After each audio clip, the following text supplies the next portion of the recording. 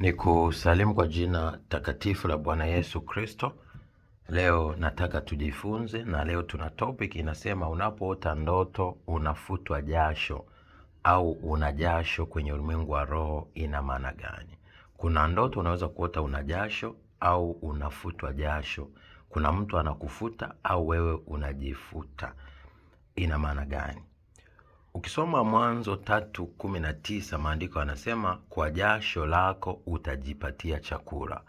Kwa jasho lako utajipatia chakula mpaka utakapo urudia udongoni ulikotwaliwa, maana wewe ni mavumbi na mavumbini utarudi. Kumbuka anaambiwa Adam baada ya kumwasi Mungu, kwa hiyo ni laana. Kwa hiyo jasho kwanza ni laana.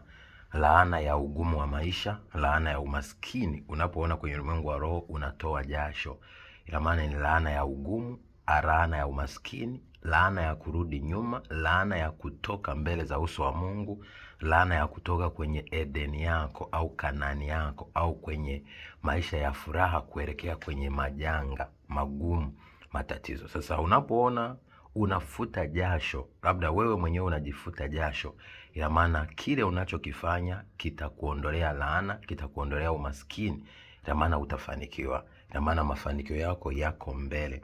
Lakini unapoona mwingine anakufuta jasho, ina maana kuna kitu mtu atafanya ambacho kitakuondoa kwenye tatizo, kitakuondoa kwenye magumu, kitakuondoa kwenye umaskini, au kitakuondoa kwenye hali ya laana ya kukataliwa na Mungu, ya kuachwa na Mungu, au ya kupoteza baraka za Mungu. Nawapenda. God bless you. Be a shining star in Jesus name. Shalom.